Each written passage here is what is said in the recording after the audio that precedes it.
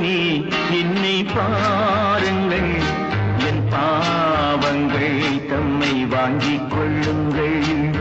தேவனே என்னை பாருங்கள், என் பாவங்கள் தம்மை வாங்கிக் கொள்ளுங்கள்.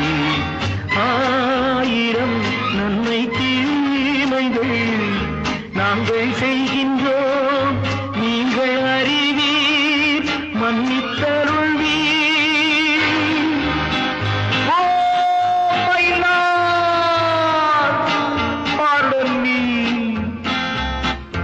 உங்கள் மந்தையில் இருந்து 2 ஆடுகள் வேறு வேறு பாதையில் போய்விட்டன.